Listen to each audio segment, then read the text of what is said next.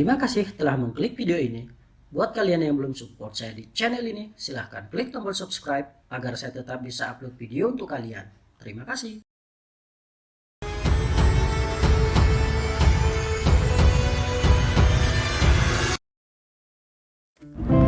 Selepas dari Tarawa dengan kapal telah penuh muatannya, sesuai instruksi pencharter, kami menuju pelabuhan Manta, Ekuador untuk membongkar muatan.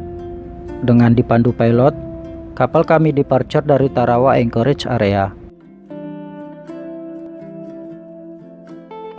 Sebelum main engine kapal digaspol menuju Ekuador, ada beberapa hal yang harus diselesaikan di sekitar wilayah Kiribati, yaitu mentransfer sisa garam ke kapal river lainnya, kemudian bunker di tengah laut, dan terakhir yaitu mentransfer kru kapal ikan yang sudah berbulan-bulan menumpang di kapal kami.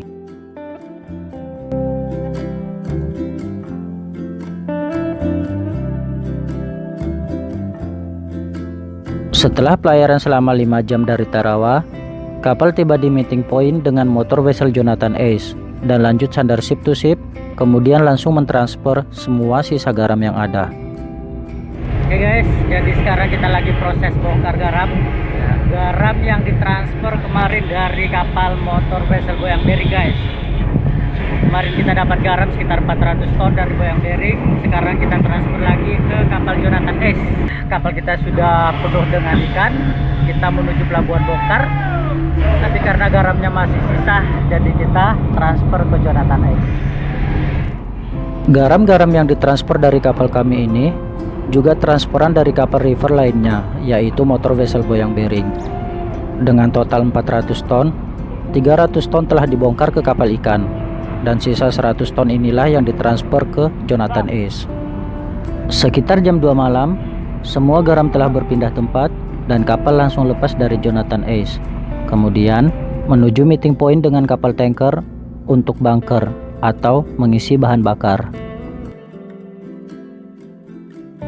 Proses bunker di tengah lautan seperti ini dilakukan tanpa sandar ship to ship, yaitu menghubungkan hose atau selang dari kapal tanker dengan diapungkan di atas air. Untuk menghindari terlepasnya hose saat proses bunker, maka kapal tanker dan kapal yang dibunkeri harus diikat mooring line, dengan panjang mooring line harus lebih pendek dari bunker hose, sehingga jarak kedua kapal terjaga dan bisa menghindari ketegangan pada hose. Di perairan Pasifik, ada banyak kapal bunker yang khusus melayani kapal-kapal ikan yang menangkap ikan di sekitar sini.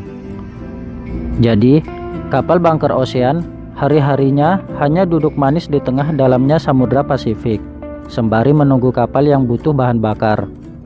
Jika ada kapal yang butuh, maka mereka akan janjian bertemu di meeting point. Selanjutnya, setelah beberapa hari pelayaran dari tempat bunker, kini saatnya mentransfer kru kapal ikan ke kapal di mana tempat dia akan bekerja. Kapal tempat dia akan bekerja yaitu kapal ikan berjenis longline. Kapal yang sangat jarang sekali ke daratan. Semua bahan makanan, spare part kapal, hingga kru dititip melalui kapal river yang akan memuat tangkapannya.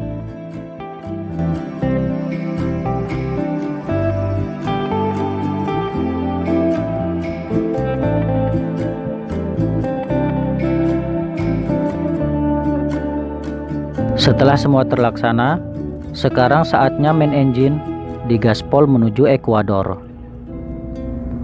Pelayaran menuju Ekuador, cuaca kurang bersahabat. Hari-harinya bergoyang, menandakan ciri khasnya Samudra Pasifik.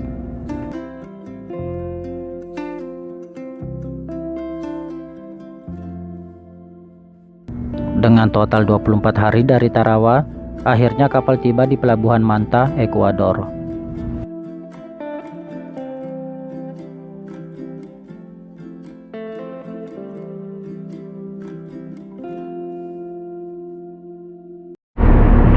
Jadi sekarang pilotnya akan on board.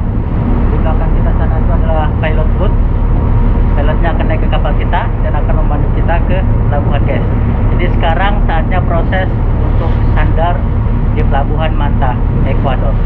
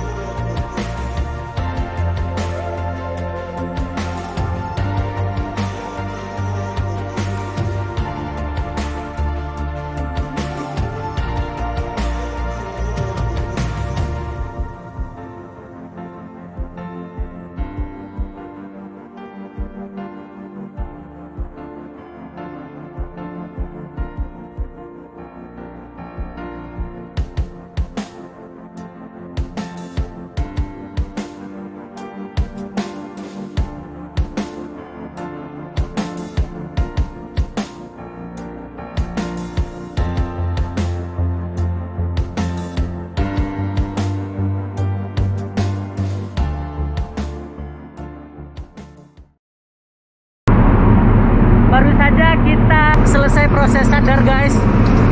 Jadi sekarang kapal kita sudah sandar di dermaga, dan juga barusan pihak kuarantin dan agen datang ke kapal kita, dan semua proses clearance selesai. Sekarang saatnya yellow flag down.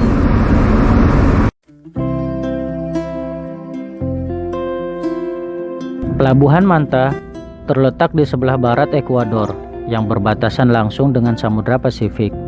Pelabuhan yang sehari-harinya disandari oleh kapal ikan berjenis longline dan pursein. Maka itu, dibangun patung ikan di depan gate pelabuhan ini untuk dijadikan ikon. Tapi sayangnya, saat ini karena pandemik, semua kru tidak diizinkan keluar dari kapal. Jadi nggak bisa merekod video di luar pelabuhan ini.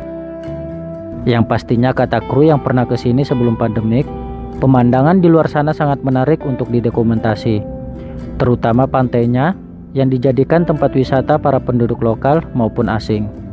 Selain kapal longline dan pursein, pelabuhan ini juga tentunya diperuntukkan bagi kapal jenis lainnya, seperti tanker, kontainer, kargo, bahkan kapal pesiar. Dan aktivitas pelabuhannya berlangsung 24 jam. Seperti kapal kontainer ini, ia sandar jam 10 malam, kemudian langsung melakukan bongkar muat-muatan hanya dalam beberapa jam saja. Setelah selesai sekitar jam 2 malam, ia langsung berlayar menuju next portnya. Ini adalah salah satu perbedaan antara kapal kontainer dengan kapal river. Kapal kontainer melakukan bongkar muat-muatan di pelabuhan sangat cepat, apalagi jika fasilitas kegiatan bongkar muat sangat memadai. Maka kapal kontainer gede pun dalam hitungan jam saja semua sudah beres. Beda kontainer, beda river.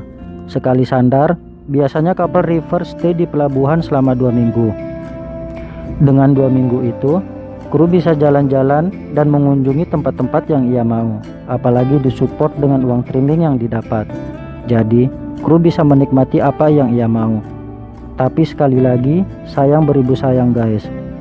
Saat ini masih pandemik dan tak ada izin untuk meninggalkan kapal. Informasi dari agen yang kami terima, ternyata kapal kami stay di sini hanya 9 hari. Lebih cepat dibanding jika sandar di pelabuhan-pelabuhan Asia. Ini karena jumlah stevedore yang bekerja lebih banyak sehingga bongkar muatannya pun juga cepat selesai.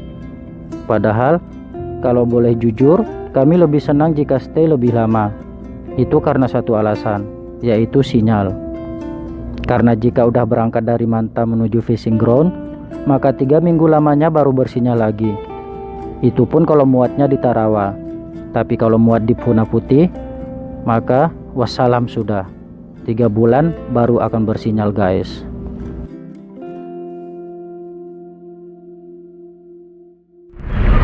Hari ini kita sudah mulai melakukan proses bongkar guys di pelabuhan Manta Ekuador.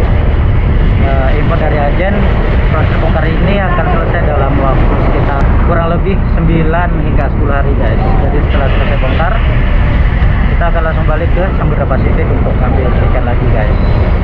Jadi proses bongkar di Manta seperti ini, langsung 3 palkah buka, prosesnya sangat-sangat cepat guys. Ada lagi hal baru yang saya temui di sini, yang tidak pernah saya temui sebelumnya di semua pelabuhan-pelabuhan Asia.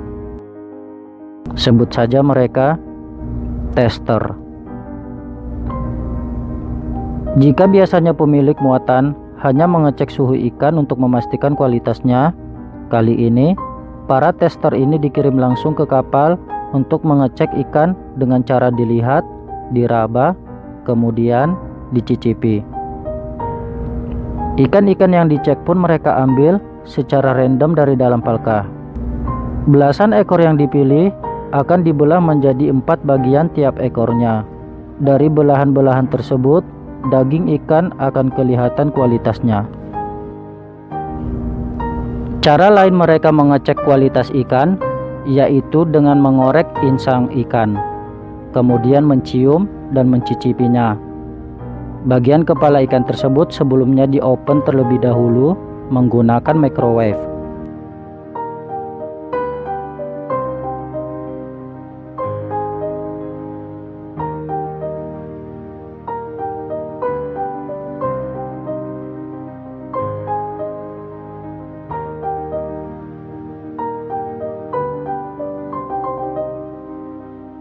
Dan hasilnya, Okay. Very good, very good.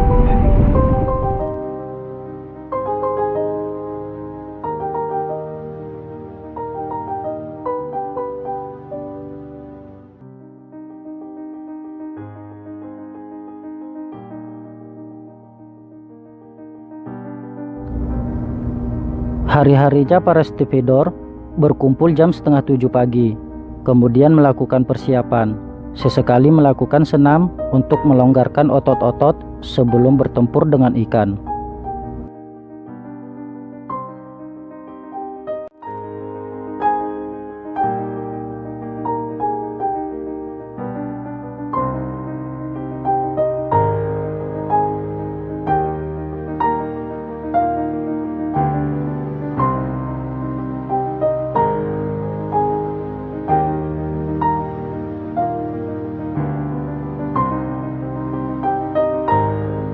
Dengan target bongkar sebanyak 600 ton per hari, akhirnya semua ikan dapat diselesaikan tepat pada waktunya, dan kapal kami pun siap untuk meninggalkan Ekuador.